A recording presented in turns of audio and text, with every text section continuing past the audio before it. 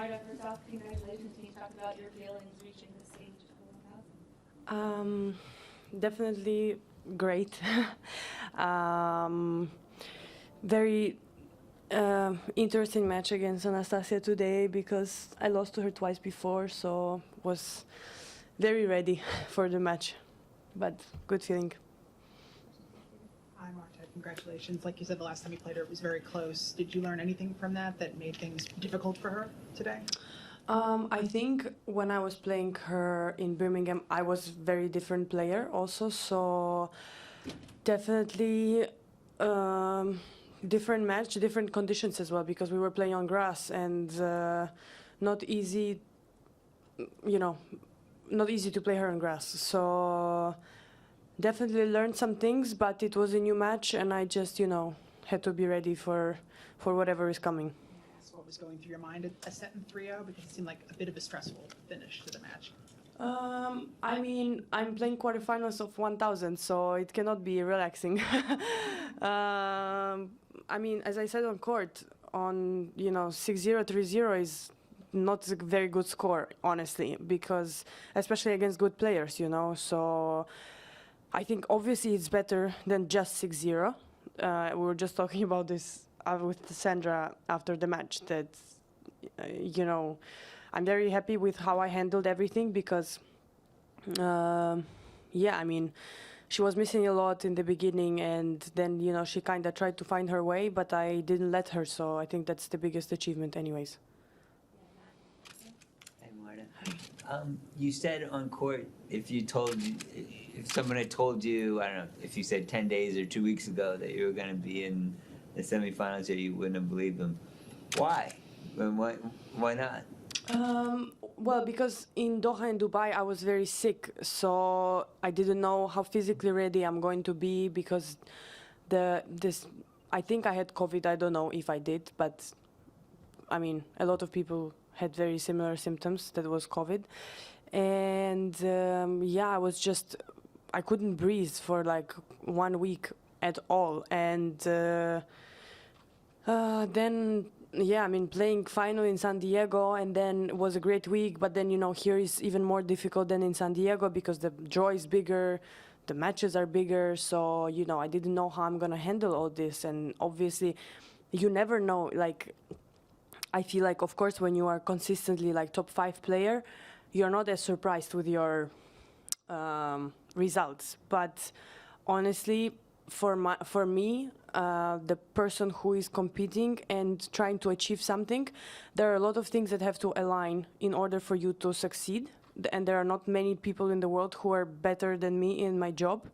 So, yeah, I mean, I never take it for granted because you might not have it tomorrow. And I'm taking every chance, and obviously things are aligning now, and you need to fight every day for them to keep on aligning. And I hope in the future I will not be as, surprised and as, how do I say it, as surprised about my results. I just want to keep going and seeing how far I can go. My question is about your beginning of the year, since you also made your first quarterfinal in a slam tournament, and then here you're in a semifinal. You already got more points in the ranking than you did in last year. So I wonder if that surprised you, or is something that, I don't know, you were kind of forcing, you were expecting from yourself from this beginning of the season? I was not expecting anything, definitely, because I had a lot of seasons on tour, and to be honest, they were not going the way I would want them to go most of the time. And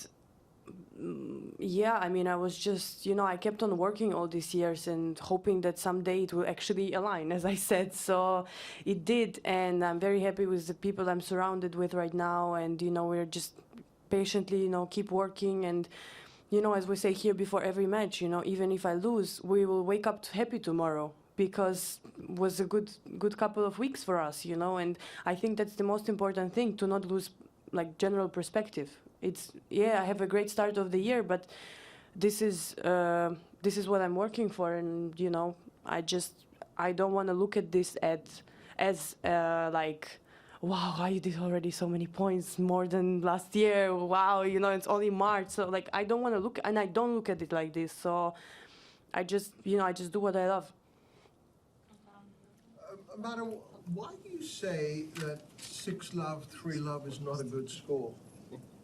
Because there is a very fine line between being too passive and kind of let another player get back in the game, because you are up with a very big gap, but at the same time you are in the position where like every point you lose, it feels a lot, because you're like, oh, it's getting closer. And then I think if you consistently keep on doing what you are supposed to do, it's gonna eventually like align, and you're gonna win the match. But a lot of times, I'm not just talking about me, but generally, you want to just put the ball in and wait, and maybe she's gonna miss, and like, oh, I don't want to miss, So it's about perspective. It's not an easy score because you are winning, but it's tennis match is like a little life. It has ups and downs, and it can turn around very quickly, especially against like solid players. So it's not that I'm like playing and thinking about it. Oh, it's gonna turn around now. Obviously not, but it's just not an easy score because you are doing certain things and the other person is missing a lot. And then the moment they start to put more balls, like a little more in, you're like, oh, am I doing something wrong? That things are changing and you need to adjust quicker. So it's like you need to stay in the game all the time. It's not an easy score, especially I would say not even 6-0, 3-0, but 6-0. Was very important for me to start the set very well. And I think that's what saved me at the end, because the gap was still too big, for her to come back. So I'm happy with that. Hi, Marta. Can you talk a bit about Sandra and what she brings to you on and off the court? And are you surprised that there's no more women's coaches on tour? I mean, we work on a lot of things at the same time in different aspects of my personality, even not even on court, and we do everywhere little by little, and so I'm not overwhelmed with changes in a way. I mean, all of us are changing all the time, so it's just a matter of how much and in which direction, in a way. So I'm very happy it's growing little by little everywhere. About women's coaches on tour, I mean, I don't know. I'm not that surprised because tennis is a very demanding and difficult sport, because we're traveling like 45, 50 weeks a year. I mean, yeah, depends where you live, and where you practice, but a lot. And, someone has to stay home with the kids. I mean, what can I say? And and especially like this year's where like Sandra's age, she's 32, and it's kind of like, it's only a couple of years until she has to decide if she wants to keep on coaching or she wants to have a family, because you cannot do both really, especially when you have like little baby. What you're gonna do with the baby? Like, where are you gonna like put it,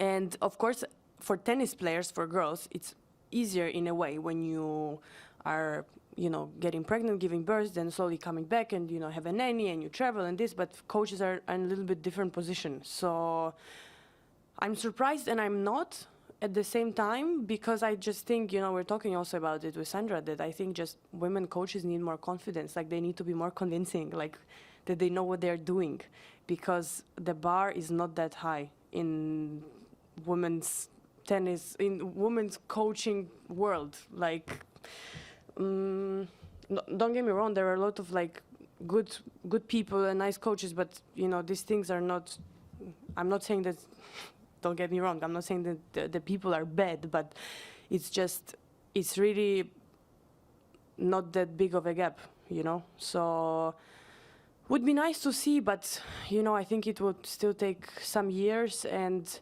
clearly the coaches that will travel in the future, they will, I mean, either their kids are grown up already so they don't have to stay home, or they just decide to not, to pursue the career rather than the family. So it's personal choice.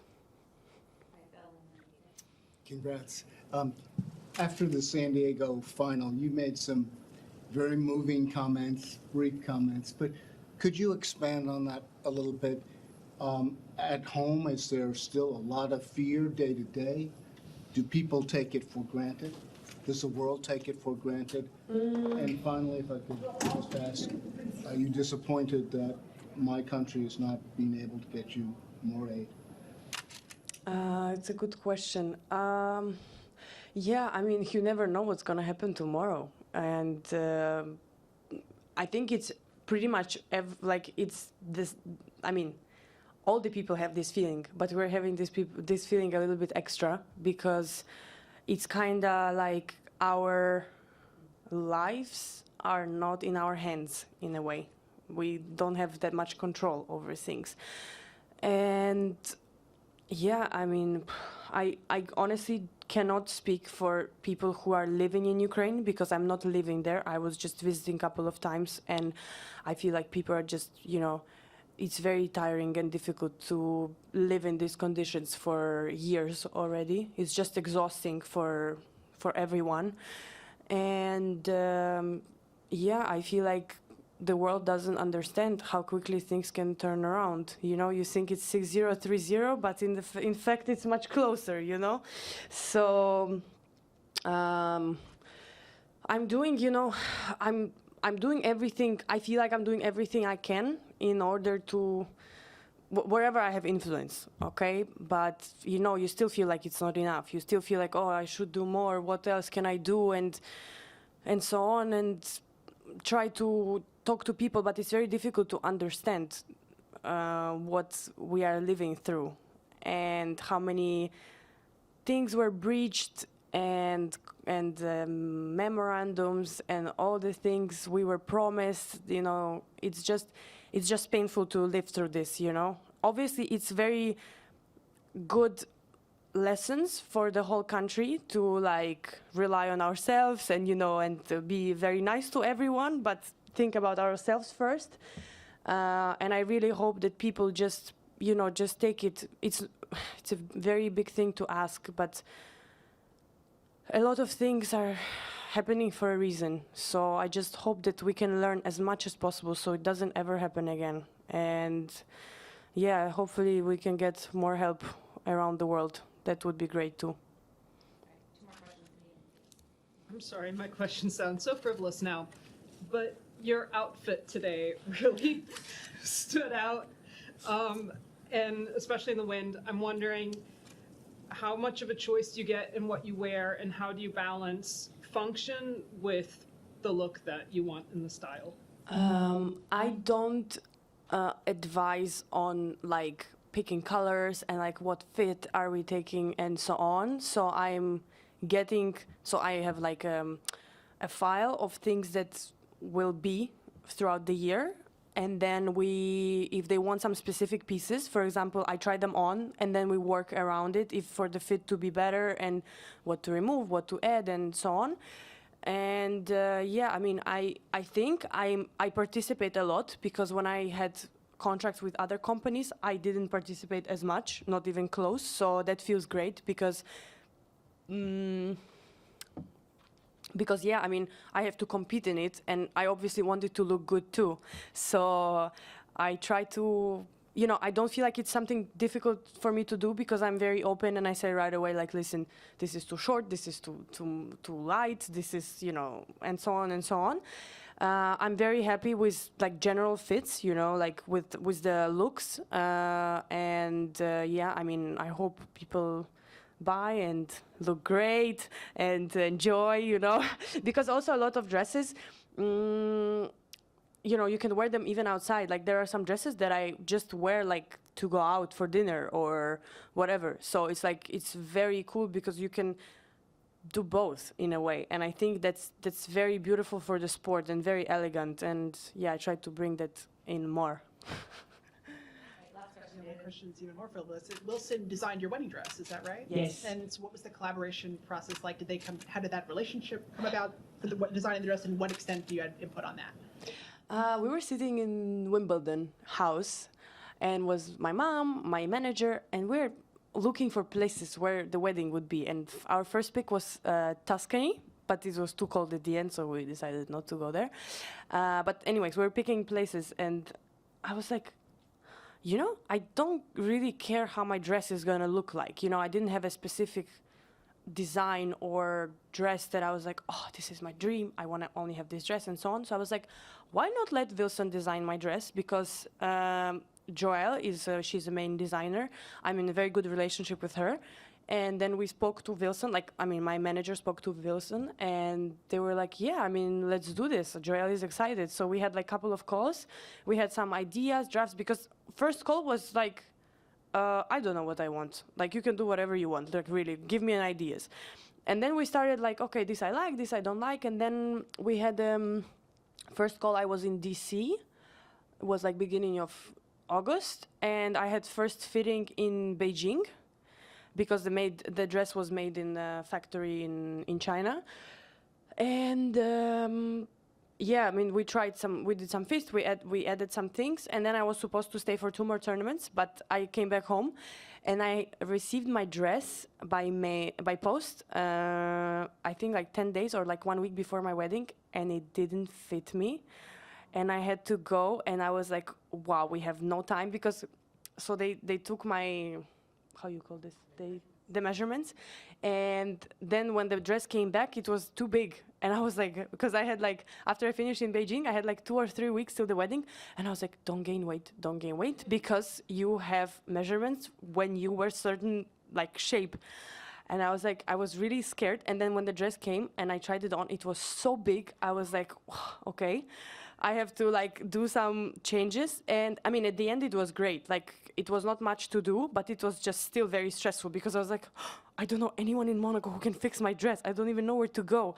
And then it was really an experience, but it was really cool one. And I'm very grateful they agreed to do this. Okay, final question, Courtney. Yeah. Yes. Face Iga next Yeah. in the semifinal. Can you talk about what you need to do to be able to get that win, and also obviously what you make of her as number 1 and as an opponent? I mean, she's world number 1. I think I need to do good, at least good. Let's not put expectations too high. Great competitor, you know, she's been on top of the game for 2 years already, and yeah, I practiced with her in Doha, so I was like really looking forward to actually play her in the match. I think it will be a great match. I don't know what else to say, because I'm excited, and I played her in Paris 3 years ago, and it was a bit different match. We were both in different positions, so even more exciting now. Thanks, everyone. Thank you.